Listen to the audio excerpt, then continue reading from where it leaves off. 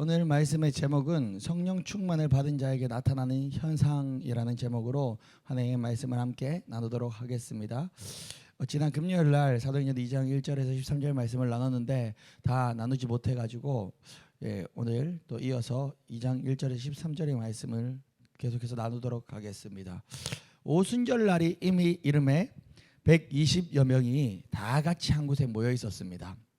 그때 홀련히 하늘로부터 급하고 강한 바람 같은 소리가 있었고, 그리고 그 앉은 온 집에 그것은 가득했습니다. 그리고 마치 불이처럼 갈라지는 것들이 각 사람의 머리 위에 임하였습니다. 그리고 그 소리는 들리고 또 그 불 같은 것은 눈에 보이기도 했습니다.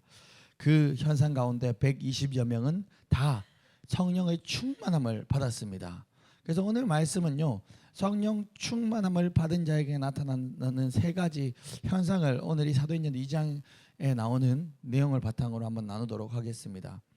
본론으로 들어가면 성령 충만한 자에게 나타나는 현상 중에 첫 번째는, 오늘 이 말씀을 보니까 우리 2장 4절 함께 읽어볼까요? 시작. 그들이 다 성령 충만함을 받고 성령이 말하게 하심을 따라 다른 언어들로 말하기를 시작하니라. 아멘. 그들이 다 성령 충만함을 받고 나서 어떤 현상이 바로 일어났습니까? 성령이 말하게 하심을 따라서 다른 언어들로 말하기를 시작했습니다.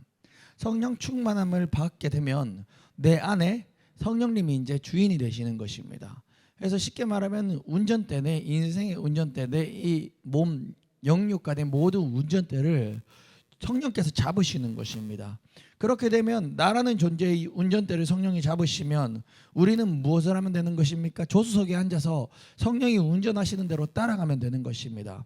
그것처럼 성령이 말하게 하심을 따라 말을 하게 되는 그것이 바로 오늘 말씀에 나타나는 방언인 것입니다.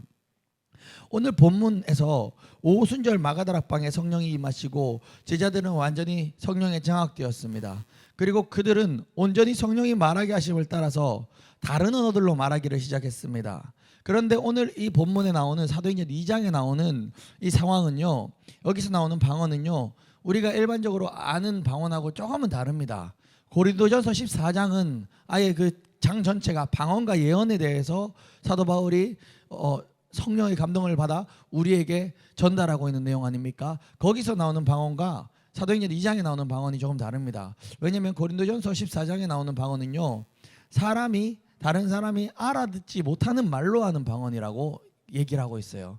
그런데 오늘 그 사도행전 2장에 나오는 방언은요, 외국어로 상대방이 알아들을 수 있는 내용을 전달하는, 말을 하는 그런 방언이었습니다.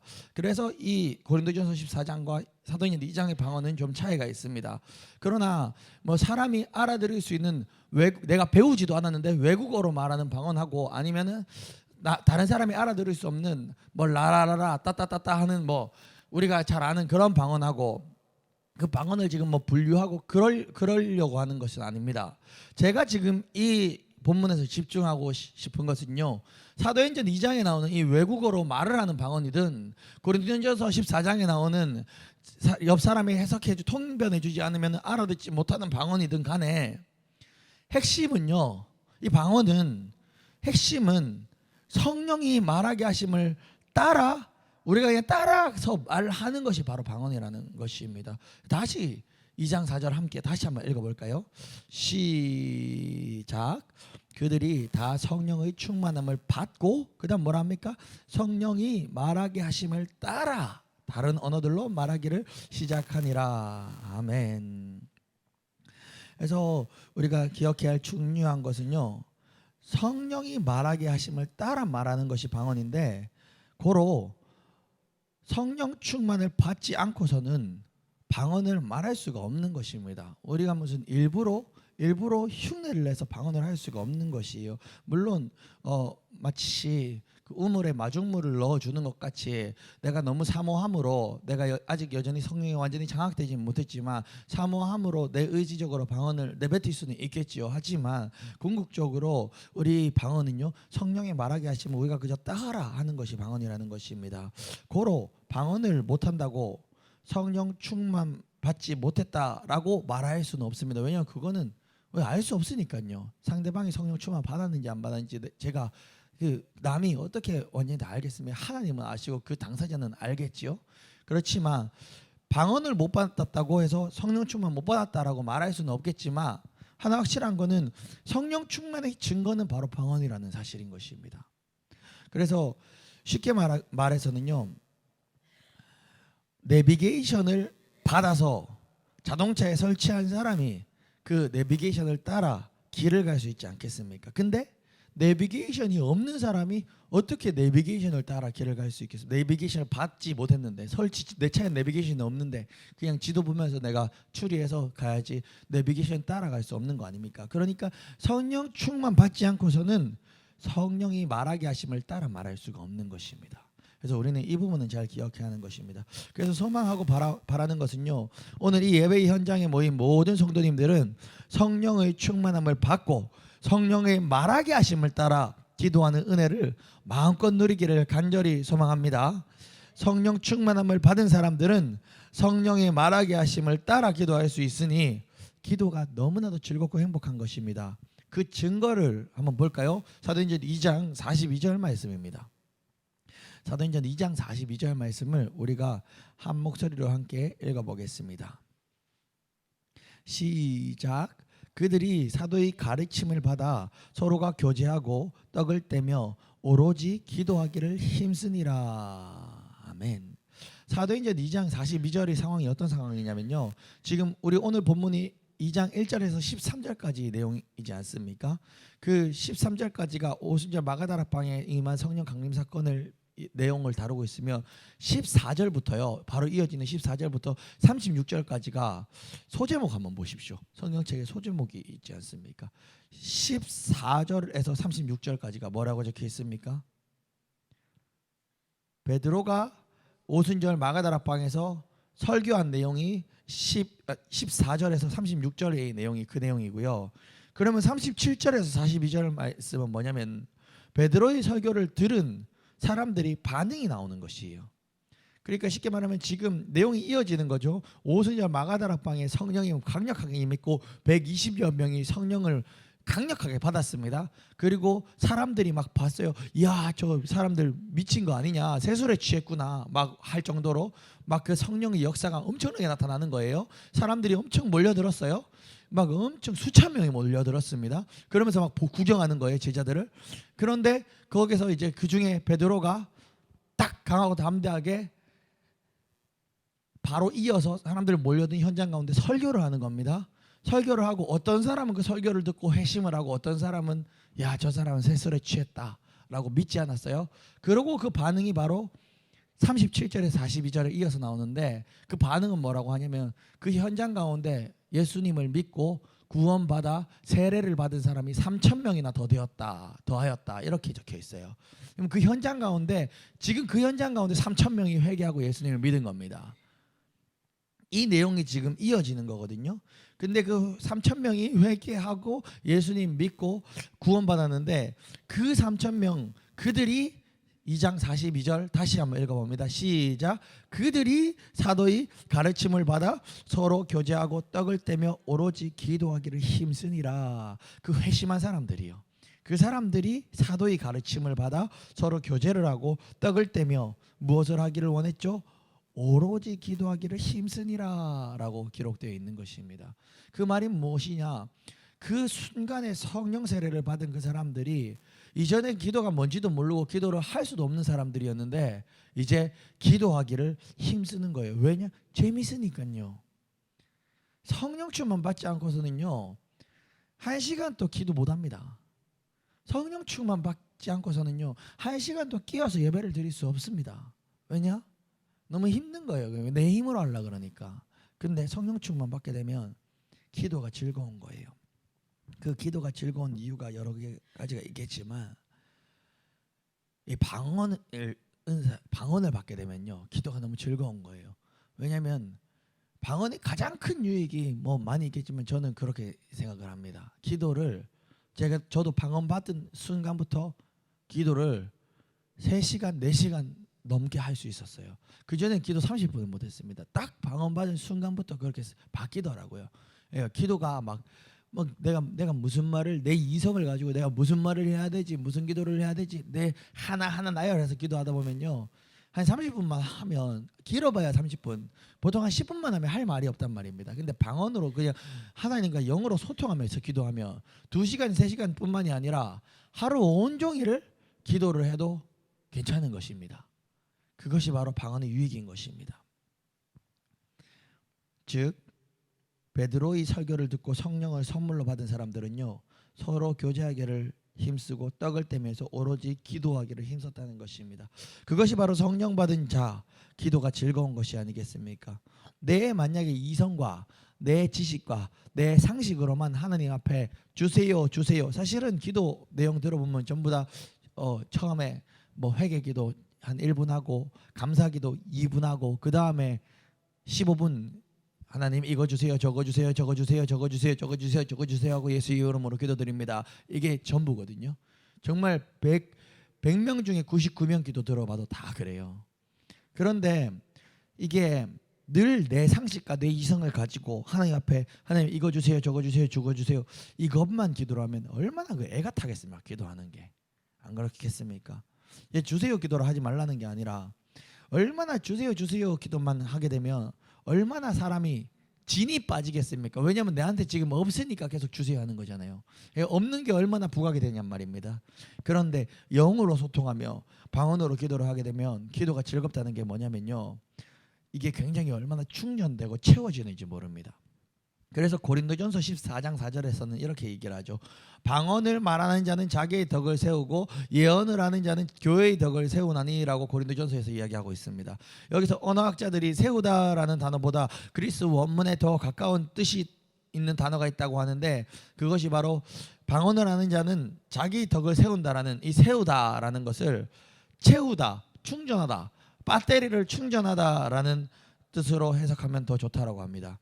그래서 우리가 휴대폰의 배터리를 날마다 충전하지 않습니까? 휴대폰의 배터리를 충전하지 않으면 휴대폰을 쓸 수가 없는 것입니다. 휴대폰은 죽은 목숨인 것입니다. 그처럼 방언을 말하는 자는 자기 자신을 충전하는 것입니다. 고로 오늘 이 예배 가운데 모든 성도님들은 성령의 충만함을 잊고 성령이 말하게 하심을 따라 기도하는 은혜를 충만하게 누리기를 간절히 소원합니다. 두 번째입니다. 성령 세례를 받은 그 현장 가운데 두 번째, 하나님의 큰 일을 말하는 것입니다. 오순절 마가다락방에 성령 강림 사건을 경험한 제자들은 성령이 말하게 하심을 따라 다른 언어들로 말하기를 시작했습니다. 그때는 오순절로 절기를 지키기 위해서 예루살렘에 많은 사람들이 모여 있었을 때입니다. 그래서 그 현장 가운데는요, 원래부터 예루살렘에 살던 유대인들도 있었을 것이고, 그리고 천하 각국 가운데 오순절을 지키기 위해 온 유대인들도 있었을 것이고, 그리고 또 오순절을 지키기 위해 모여든 그런 또 다른 순례자들도 있었을 것이고, 엄청나게 많은 인구가 지금 예루살렘에 모여 있는 것입니다. 그런데 많은 사람들이 너무나도 놀랐습니다. 왜 놀랐냐면 그 이유가 무엇입니까? 마가다락방에 바람같이 임한 성령의 소리를 들었을까요? 아니면 마가다락방에 임한 성령의 불을 그 모든 순례객들이나 다른 유대인들이 봤을까요? 아닙니다. 그것은 그들은 보지 못했습니다. 그들은 듣지 못했습니다. 그런데 그 많은 무리들이, 많은 군중들이 놀랐던 이유는 6절에서 설명하고 있습니다. 2장 6절 한 목소리로 함께 읽어보겠습니다. 시작. 이 소리가 남에 큰 무리가 모여 각각 자기의 방언으로 제자들이 말하는 것을 듣고 소동하여. 이 소리가 무엇입니까? 이 소리는 제자들이 방언으로 말하는 소리였습니다. 그런데 놀라운 것은요, 제자들이 방언으로 말하는데 천하 각국으로부터 모여든 사람들이 각 나라의 언어로 제자들이 방언을 했다는 것입니다. 쉽게 말하면 그냥 지금 우리나라 상황으로 말하면 지금 예를 들어서 비유로 여기 이 옥산교회가 오순절 마가다락방이라 치면 일본에서 온 사람, 중국에서 온 사람, 미국에서 온 사람, 저기 뭐 아프리카에서 온 사람들이 여기 뭐 이제 옥산 지역에 와 있는데 지금 여기 성령의 불이 임한 거예요. 성령의 바람이 임한 거예요. 그래서 여기 예배 현장 가운데 우리가 막 성령의 역사함을 받아서 우리가 막 방언이 막 터지고 성령의 강력한 임재가 임한 겁니다. 근데 우리가 막 아프리카 말로, 중국 말로, 뭐 저기 일본어로, 그리고 영어로 막 이야기를 하는 거예요. 지금 뭐 저기 외국에서 온 사람들이 우리 소리를 듣고 깜짝 놀라는 겁니다. 왜냐하면 우리를 아는 사람들도 거기 포함이 돼 있거든요. 왜냐하면 그거 다 거기서 거기니까. 야, 저 사람은 분명히 경산에서 평생 살아서 외국어를 할 줄 모르는데, 배운 적이 없는데 어떻게 저렇게 외국어로 다른 지역 말로 저렇게 얘기를 휘황찬란하게 하는 것이지? 깜짝 놀라는 거예요. 그래서 그 소리를 듣고 사람들이 몰려든 것입니다. 그래서 7절입니다. 다시 7절 한 목소리로 읽어보겠습니다. 시작. 다 놀라 신기하게 여겨 이르되 보라, 이 말하는 사람이 다 갈릴리 사람이 아니냐. 이게 지금 우리로 얘기하면, 야 보라, 지금 저 외국어로 말하는 사람들이 다 토백 경산 사람들이 아니냐. 지금 이렇게 얘기하는 거예요. 어떻게 지금 외국어로 얘기를 하지? 이렇게 얘기하는 것입니다. 그래서 지금 그 순례객들은, 군중들은 이해할 수가 없었어요. 도무지 이해할 수가 없었습니다. 8절에서 11절까지의 말씀 우리 한 목소리로 다시 읽어보겠습니다. 시작. 우리가 우리 각 사람이 난 곳 방언으로 듣게 되는 것이 어찌 됨이냐. 우리는 바데인과 메데인과 엘람인과 또 메소포타미아, 유대와 갑바도기아, 본도와 아시아, 부르기아와 밤빌리아, 애국과 및 구레네에 가까운 리비아 여러 지방에 사는 사람들과 로마로부터 온 나그네 곧 유대인과 유대교에 들어온 사람들과 그레데인과 아라비아인들이라. 우리가 다 우리 각 언어로 하나님의 큰 일을 말함을 듣는도다 하고. 이렇게 많은 지역에서 몰려든 사람들은 도무지 어떻게 각 지역의 언어로 제자들이 말하는지 이해할 수가 없었습니다. 그런데 여기서 중요한 것은 제자들은 전혀 배운 적이 없는 다른 지역의 언어, 다른 나라의 언어로 성령이 말하게 하심을 따라 말해야 하는데 그 내용이 무엇인가가 중요한 것입니다. 지금 이 순간 성령의 말하게 하심을 따라 방언으로 말하는 것은 자기 덕을 세우기 위해, 즉 자기 자신을 충전하기 위해 방언 기도하는 그 방언과 고린도전서 14장에 나오는 방언과 제가 조금 아까 다르다고 얘기했죠. 다른 목적을 가지고 있는 것입니다. 11절에서 군중들의 고백을 통해서 우리는 제자들이 무슨 말을 했는지를 알 수 있습니다. 우리 11절만 다시 한번 읽어볼까요? 시작. 그레데인과 아라비아인들이라 우리가 다 우리의 각 언어로 하나님의 큰일 말함을 듣는도다 하고.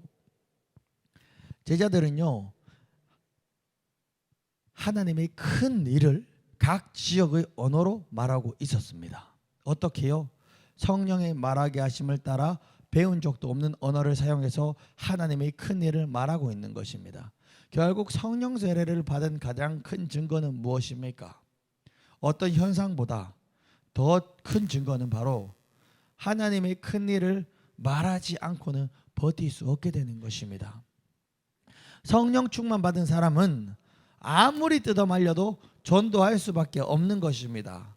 좀 어려운 표현일 수 있겠지만 이것이 어떤 전도냐면요, 그저 우리 교회 사람이 없으니까 교회 좀 데려와야 되겠다 라고 생각해서 하는 전도를 뛰어넘는 전도 말입니다. 그저 내가 별로 자신은 없지만, 내게 확신은 없지만, 그래도 우리 교회 사람이 없으니까 전도지 들고 나가서 전도지라도 좀 뿌려야 되겠다 하고 뿌리는 그 전도를 뛰어넘는 전도 말입니다. 하나님의 큰 일을 말하지 않고는 정말 견딜 수 없게 된 그것, 이것이 무엇이냐면 저는 확신합니다. 성령 세례 받은 자의 가장 큰 증거라고 생각합니다. 우리가 밖으로 보여지는 어떤 현상보다도 더 큰 증거는요, 우리가 정말 내가 경험한 이 주님을 말하지 않고 견딜 수 없는 것입니다. 제가 좀 극단적인 예를 한번 사용해 보겠습니다. 정말 살아있는 상태로 지금 예를 들어서 말입니다. 우리가 지금 이 살아있는 상태로 우리 영혼이 들림을 받아서 예수님을 만났습니다. 그리고 예수님을 통해서 천국을 다 봤습니다. 천국에서 예수님 품에도 안겨보고 그 얼마나 완벽한 천국, 슬픔 없고 괴로움 없고 오직 기쁨과 행복만 있는 주님과 영원히 그냥 함께 거하는 그 천국을 다 보고요. 그리고 예수님이 또 보여주셔가지고 저 지옥의 불구덩이도 다 보고 우리 영혼이 다시 우리 몸속으로 쑥 들어와서 다시 정신을 이 땅에서 차렸단 말입니다. 그러면 천국과 지옥을 생생하게 보고 온 그 사람이 과연 누가 시킨다고 길거리 나가서 전도하겠습니까? 아닙니다. 내가 정말 내 눈으로 들림마다 저 낙원을 보고 저 음부를 보고 왔다면요, 생생하게 보고 왔다면 그 하나님의 큰 일을 말하지 않고서는 견딜 수가 없는 것입니다. 버틸 수가 없는 것입니다. 하나님의 큰 일을 나눈다고 사라지는 것도 아니고 줄어드는 것도 아닌데 말입니다. 그리고 그 하나님의 큰 일을 나누기를 하나님 또 원하시는데 우리가 말하지 않겠습니까? 그것을 보고 경험한 사람은 말하지 않을 수가 없는 것입니다. 그처럼 성령 충만함을 받은 제자들도 성령이 내 속에 완전히 임하셔서 장악하셔서 경험케 해주시면요, 성령이 말하게 하심을 따라 하나님의 큰 일을 말하지 않고는 견딜 수가 없는 것입니다. 그래서 저는 목회 가운데 큰 소원이 하나 있습니다. 정말 큰 소원은 무엇이냐면, 정말 궁극적인 소원은 무엇이냐면 말입니다, 하나님께 간구하는 소원은 목회를 하면서 성도님들에게 전도해라고 가르쳐서, 그렇게 지식적으로 가르쳐서 성도님들이 전도하기를 원하지가 않습니다. 전도해라고 가르침 받아서 전도하는 성도님들을 양육하고 싶지가 않습니다. 그래서 각종 전도 비법을 가르쳐서 성도님들이 전도하게끔 하고 싶지가 않습니다. 특별히 전도만큼은 각종 세미나나 이벤트나 행사로 접근하고 싶지 않습니다. 전도 무슨 행사 해가지고 그런 이벤트로 전도하게 하고 싶지 않습니다.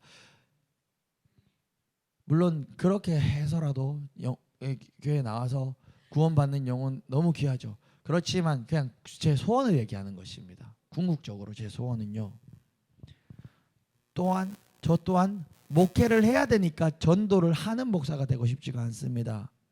궁극적인 소원은 목회 현장 가운데 무엇을 보기를 원하냐 하면, 성령 충만, 성령 세례를 받아서 맛보고 경험해서 정말 이 예배 현장에 있는 성도들이 하나님의 큰 일을 말하지 않고서는 내가 경험한 하나님이 너무 커서 견딜 수 없는 그런 모든 제자들이 되길 간절히 소원합니다.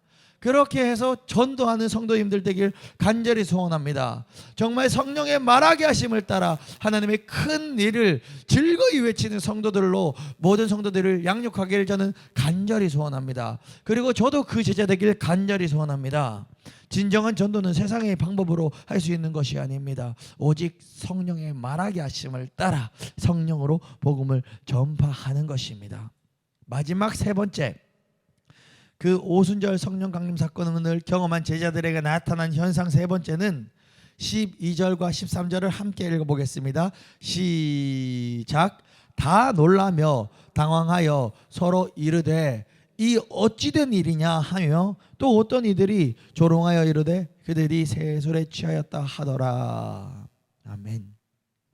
천하 각국으로부터 와서 예루살렘에 머물러 있던 유대인들은 제자들의 모습을 보고 다 놀라며 당황하여 서로 이것이 어떻게 된 일이냐 하고 막 물었습니다.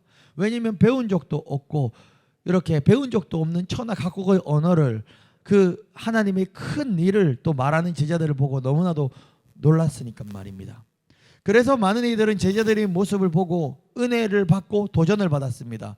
왜냐하면 아까 얘기했듯이 14절부터 베드로의 설교가 이어지던데, 그 설교가 끝난 후에 구원받고 세례받은 사람이 3,000명이나 되었습니다. 그 말인즉슨 제자들이 방언으로 하나님의 큰 일을 말함을 듣고 많은 이들이 마음에 깨어지고 변화되었습니다. 또 이어서 베드로의 설교를 듣고 회심의 역사를 누리고 3,000명이나 회개를 한 것입니다.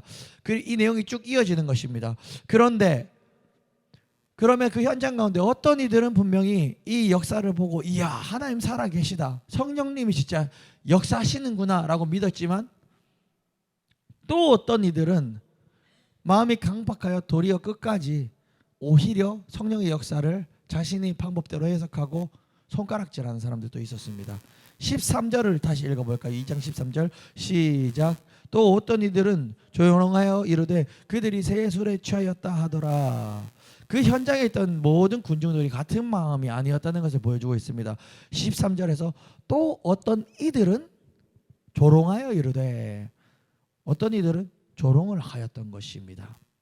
어떤 이들은 회심을 하고 어떤 이들은 조롱한 것입니다. 즉 저는 이 부분을 보면서 이것을 느낍니다. 마음이 강박하여, 마음이 교만하여, 마음이 고집스러워 믿지 않기로 작정한 사람은요, 어떤 역사가 내 눈앞에 성령의 역사가 나타난다 할지라도 그 성령의 역사를 보고 도리어 믿지 않기 위해 해석을 한다라는 것을 느끼게 됩니다. 왜냐하면 어떤 사람들은 야 저건 정말 성령이 아니고서는 할 수 없는 일이다라고 하지만, 어떤 사람들은 도리어 그것을 보고 야 저 사람들 낮술했구나, 새술에 취했구나라고 해버리니까 말이죠. 우리는 그래서 믿지 않기로 작정한 사람은 어떤 역사를 봐도 믿지 않기 위해 해석한다라는 것을 볼 수 있습니다. 그런데 제가 여기서 집중하고 싶은 것은 그 부분은 아닙니다. 성령 충만을 받은 제자들은 어떤 이들이 보기에는 새술에 취하였다라고 생각할 정도의 모습을 보였다는 사실입니다. 지금 사도행전 2장에서 제자들이 하는 방언은요, 쉽게 말하면 우리가 지금 계속 이해하는 라라라라 뭐 따따따따 하는 그런 방언이 아니라고 제가 분명히 말씀드렸습니다. 사도행전 2장에서 방언은요, 외국어로 무슨 내용이 있는 하나님의 큰 일을 말하는 방언을 지금 하고 있는 것입니다. 그 말인즉슨 지금 만약에 내가 외국어로 헬로우 하면서 막 영어로 지금 막 미국인한테 영어로 복음을 전한다고 쳐봅시다. 하나님의 큰 일을 말한다 쳐봅시다. 그러면 제 3자가 봤을 때 저를 야 저 사람 술 취했네라고 하겠습니까? 우와 영어 진짜 잘한다, 엄청 똑똑하다라고 생각하지 않겠습니까? 맞습니다. 분명 지금 뭐 제가 만약에 미국인한테 나가가지고 라라라라라라 하면 사람들이 저를 보고 야 저 사람 낯을 취했다라고 하겠지만, 지금 사도행전 2장의 방언은 라라라라 따따따따 거리는 방언이 아니라는 것이에요. 외국어로 하나님의 큰 일을 논리적으로 어쨌든 알아듣게 지금 설명을 할 수 있는 말하는 그런 방언인데, 그걸 보고 술 취했네라고 하지는 않을 거란 말입니다. 그 말인즉슨 제가 지금 무슨 해석을 하는가 하니, 단지 방언을 했기 때문에 사람들이 제자들을 보고 술 취했네라고 생각하고 있지 않다라는 것입니다. 그 말인즉슨 아마도 불신자들이 보기에 새술에 취하였다라고 표현하는 것은 제자들이 무아지경에 빠져서 이해하지 못할 행동을 하고 있는 것으로 보였기 때문에, 그렇기 때문에 제3자가 봤을 때, 불신자들이 봤을 때 저 사람들이 새술에 취하였구나라고 하는 것입니다. 이 말이 무엇입니까?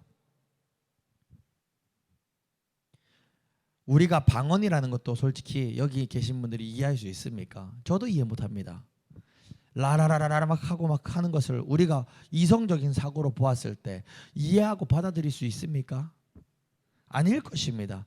그저 성령이 말하게 하심을 따라 말하는 것이니 그 나타나는 현상도 우리 지식 수준으로는 이해할 수 없는 언어가 흘러나오는 것입니다. 그처럼 언어뿐만이 아니라 완전히 성령에 취한 자는 마치 세상 사람들이 근심고통을 잊기 위해 술을 마시고 취해 비틀비틀거리는 것처럼 우리가 일반적으로 이해할 수 없는 성령의 현상과 역사들을 경험할 수 있다는 사실을 기억하기를 소원합니다. 그래서 성령에 완벽하게 장악되고 취한 사람은 제가 이렇게 표현하고 싶습니다. 성령에 취한 사람은 이런 현상을 나타낸다, 보인다라고 저도 해석 못해요.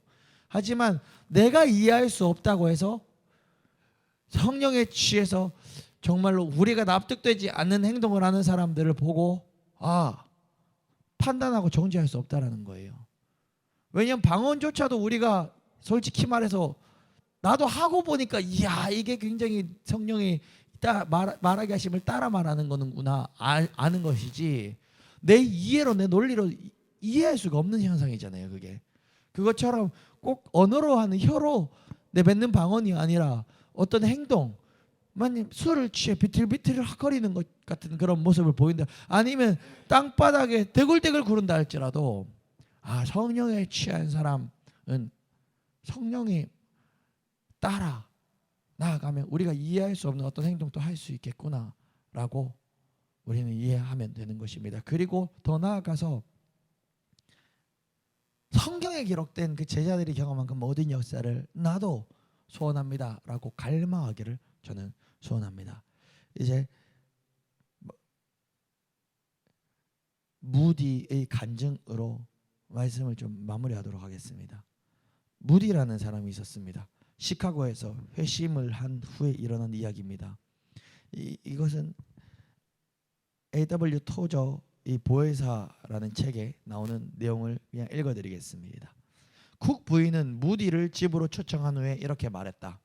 무디 씨, 당신은 하나님의 큰 은혜로 구원을 받은 것을 보니 너무 기쁩니다. 또한 주님을 위한 당신의 열정 때문에 나는 매우 감사합니다. 하지만 당신에게 부족한 것이 있습니다. 당신은 성령의 기름 부음을 받아야 합니다. 라고 말했다. 무디는 자신에게 부족한 것이 있다는 쿡 부인의 말에 화를 내거나 반대하지 않았다. 무디는 저는 하나님께서 제게 주시기를 원하시는 것이라면 무엇이든지 받고 싶습니다. 라고 말했다.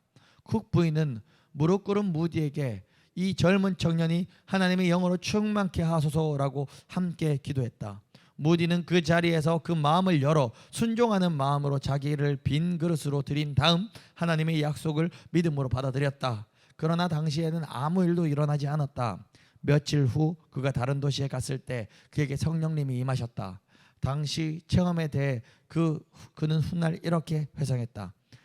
내가 길거리를 걷고 있을 때 홀연히 하나님께서 쿡 부인이 부엌에서 내게 하셨던 약속을 이루셨다. 나는 뒷골목을 찾아 들어가 손을 들고 오 하나님, 이제 능력을 그만 부어 주십시오. 그렇지 않으면 제가 죽을 것 같습니다. 라고 기도했다. 물론 무디가 이런 체험을 하기 전에도 그에게 성령님이 계셨다. 그런 체험 전에 이미 성령님은 그에게 임하여 그를 거듭나게 하셨다. 그러나 성령님이 그를 거듭나게 하시는 것과 그분이 우리를 충만하게 하시는 것은 전혀 다르다라고 기록되어 있습니다. 무디도 너무나도 견딜 수 없는 그 불붙는 듯한 마음에 하나님, 손을 들고 아무도 없는 뒷골목으로 길을 걷다가 들어가가지고 하나님, 오 제발 나에게 능력을 그만 부어달라고, 내가 죽을 것 같습니다 라고 고백을 했어요. 또 요한 웨슬리의 성령 체험을 제가 읽어드리겠습니다. 웨슬리는 1739년 1월 1일자 웨슬리 일기입니다. 미스터 홀, 킨친, 잉함, 휘필드, 허친스 그리고 나의 동생 찰스가 우리 형제 모라비안 형제 60여 명과 함께 페터레인 애찬회에 참석하였다. 끊임없이 기도하기를 새벽 3시까지 계속하였다. 그때 하나님의 능력이 우리에게 강하게 임하였다. 많은 사람들이 놀라운 기쁨으로 소리쳤다. 많은 사람들이 땅에 엎드려졌다. 전능하신 하나님의 현존의 경외와 놀라움으로 사로잡힌 우리는 한 목소리로 소리쳤다. 오 하나님, 우리는 당신의 잔신을 찬양합니다. 오 당신은 우리의 주님이십니다. 그 이후에 요한 웨슬리 설교에 놀라운 능력이 나타나기 시작했다. 수만 명의 사람들이 웨슬리 설교를 듣기 위해 몰려들었고 그 자리에 수많은 사람들이 회심을 했다. 요한 웨슬리가 복음을 전했던 곳은 술집과 극장의 문을 닫는 일이 벌어지기 시작했다. 요한 웨슬리는 세계는 내 교구다 하며 그 생애 동안 말을 타고 25만 마일을 다녔으며 평균 4-5회꼴로 총 4만 2천 회의 설교를 하였다. 이렇게 웨슬리는 그 성령 체험 이후에 이렇게 변화되었습니다. 말씀을 맺겠습니다. 오순절날 마가다락방에 임한 성령의 역사로 인해서 3가지 현상이 나타난 것을 우리는 오늘 나누었습니다. 첫 번째, 성령의 말하게 하심을 따라 방언을 하였습니다. 두 번째, 하나님의 큰 일을 말했습니다. 복음을 전했습니다. 세 번째, 새 술에 취하였습니다. 그러나 가장 중요한 것은요, 우리는 그러한 현상들에 집중할 필요는 없는 것 같습니다. 왜냐하면 현상들이 안 중요하다는 것이 아니라 현상들은 자연히 따라오는 것이기 때문입니다. 제가 지금 무디처럼 웨슬리처럼 아무리 놀라운 기쁨으로 소리치고 땅에 엎드려져서 그 정말 마음이 불붙는 듯하여 죽을 것 같은 마음에 땅을 엎드려져서 떼굴떼굴 구른다 할지라도 제가 무디처럼 웨슬리처럼 당장에 오늘부터 쓰임 받을 수 있겠습니까? 아닙니다. 제가 흉내 낸다고 되는 게 아닙니다. 왜냐하면 그 현상은요, 성령 받은 자에게 당연히 따라 나오는 현상이기 때문입니다. 그래서 성령 세례를 받으면 자연스럽게 따라 나오는 현상이기 때문에 우리가 집중해야 되는 것은요, 그 현상이 아니라 성령 세례를 받는 것입니다. 성령 세례를 받는 복음의 일꾼이 제대로 쓰임, 성령 세례를 받으면 자연스럽게 복음의 일꾼으로 우리 모두는 제대로 쓰임 받을 수 있는 것입니다. 그래서 오늘 이 말씀 가운데 나타난 세 가지 현상에 집중하기보다는 그 현상이 나타난 이유가 되시는 우리 주의 성령의 강력한 임재를 사모하는 우리 모든 성도님들 되길 간절히 소원합니다.